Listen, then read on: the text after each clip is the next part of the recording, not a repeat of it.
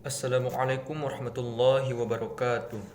Perkenalkan, saya Fakrul Rahman. Saya berasal dari kelas 12 MIPA 3. Saya nomor absen 8 di SMA 9 Padang. Pada kesempatan kali ini, saya akan mencoba menjelaskan mata pelajaran tentang ekonomi, yaitu bab tentang jurnal penutup dan jurnal pembalik. Nah, teman-teman sekalian, apakah teman-teman sudah pernah mendengar apa sih itu jurnal penutup atau jurnal pembalik? Mungkin dari teman-teman sebagian mungkin ada yang pernah mendengarnya dan mungkin ada yang tidak. Nah, untuk pada kali ini saya akan menjelaskan secara rincinya. Jadi untuk memperhatikannya silakan simak video sebagai berikut ini. Selamat menyaksikan.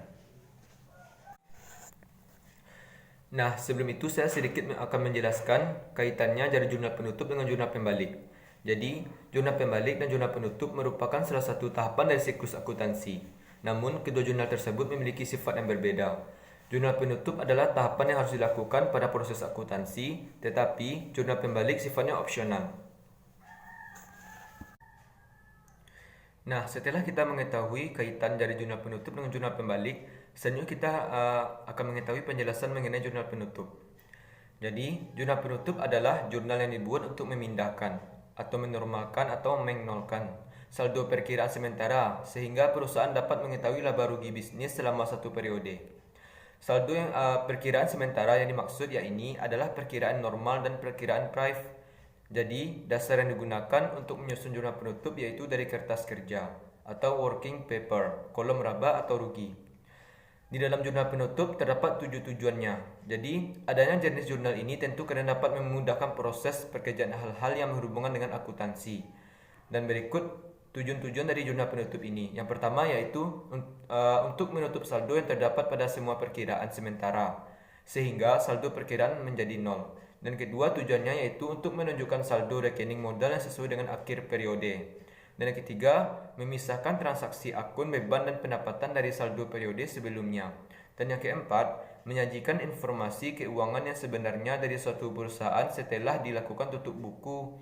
Akun tersebut terdiri atas akun aset, utang, dan modal. Berikutnya yaitu ketentuan akun dalam pembuatan jurnal penutup. Jadi, dalam jurnal penutup tentunya dikenal dengan akun yang merupakan komponen dari bagian jurnal penutup. Dan berikut contoh-contoh akun yang harus ada pada pembuatan jurnal penutup. Yang pertama akun pendapatan, yang kedua akun beban, yang ketiga rekening ikhtisar laba atau rugi, dan yang keempat rekening price. Nah, selanjutnya kita akan memasuki tentang prosedur penyusunan jurnal penutup. Jadi, prosedur penyusunan jurnal penutup yang dilakukan secara dengan urutan-urutan sebagai berikut ini. Yang pertama yaitu menutup semua akun pendapatan dengan jurnal penutup. Jadi, pendapatan saldo normal di kredit untuk jurnal penutup dipindahkan ke debit buka di kredit atau ikhtisar laba atau rugi. Untuk memahaminya lebih lanjut, berikut gambar yang disajikan di bawah ini.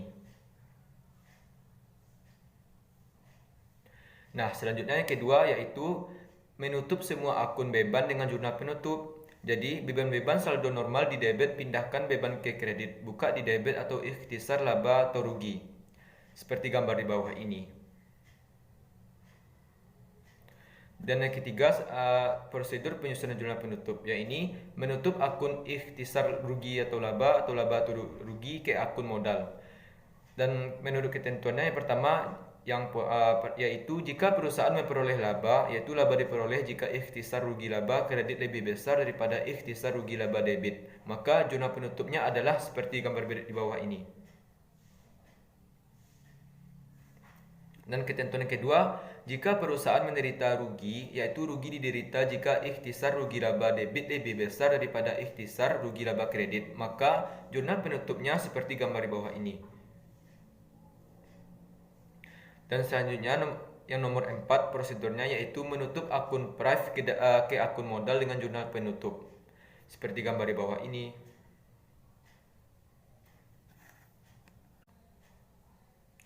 Nah, setelah kita mengetahui penjelasan mengenai dari jurnal penutup sebelumnya tadi, selanjutnya kita akan memasuki kepada jurnal pembalik. Teman-teman sekalian, jadi jurnal pembalik ini adalah ayat jurnal yang dibuat untuk membalikkan jurnal penyesuaian transaksi tertentu pada awal periode akuntansi. Adapun bentuk dari jurnal pembalik adalah kebalikan dari jurnal penyesuaian. Jadi, jika saldo pada jurnal penyesuaian di sisi debit, maka pada jurnal pembalik dipindahkan atau diubah atau ditukar di sisi kredit. Nah, itulah mengenai pengertian dari jurnal pembalik. Selanjutnya kita akan memasuki kepada tujuan dari jurnal pembalik. Meskipun sifatnya opsional, akan tetapi jurnal pembalik memiliki tujuan yang baik untuk membantu pengelolaan akuntansi. Ya, ini dari tujuh tujuan sebagai berikut ini. Yang pertama, ya, menghindari kesalahan pencatatan pada awal periode akuntansi berikutnya. Dan tujuan yang kedua, yaitu mempermudah pencatatan transaksi di awal periode akuntansi yang baru, terutama yang berhubungan langsung dengan jurnal penyesuaian. Dan yang ketiga, tujuannya menghindari terjadinya double entry, yaitu pencatatan berganda pada periode selanjutnya. Dan yang keempat, mempermudah pengawasan dan konsistensi pencatatan. Nah, setelah kita mengetahui penjelasan dari pengertian jurnal pembalik dan beserta tujuannya juga, selanjutnya kita akan membahas yakni jurnal penyesuaian yang dilakukan penyusunan jurnal pembalik. Nah, di antaranya yang pertama yaitu persekot beban atau beban yang dibayar di muka. Jika saat pembayaran dicatat sebagai beban dan apabila saat pembayaran dicatat sebagai harta, maka jurnal pembaliknya tidak ada. Dan yang kedua, pendapatan diterima di muka atau utang pendapat. Jika saat menerima dicatat sebagai pendapatan. Apabila saat penerimaan dicatat sebagai utang atau kewajiban, maka jurnal pembaliknya tidak ada. Dan yang ketiga, yaitu beban yang akan dibayar atau utang beban. Yang keempat, pendapatan yang akan diterima atau piutang pendapatan. Nah, selanjutnya kita akan memasuki tentang penyusunan jurnal pembalik atau jurnal penyusunan kembali. Dapat kita dilihat pada gambar di bawah ini.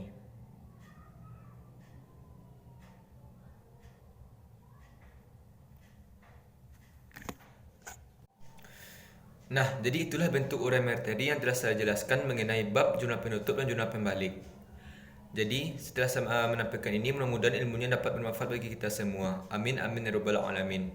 Dan saya mohon maaf apabila terdapat kesalahan dalam pengucapan atau pelafasan atau dalam penyampaian materi sebelumnya tadi. Saya mohon maaf. Karena kesempurnaan milik Allah dan kekurangan milik saya.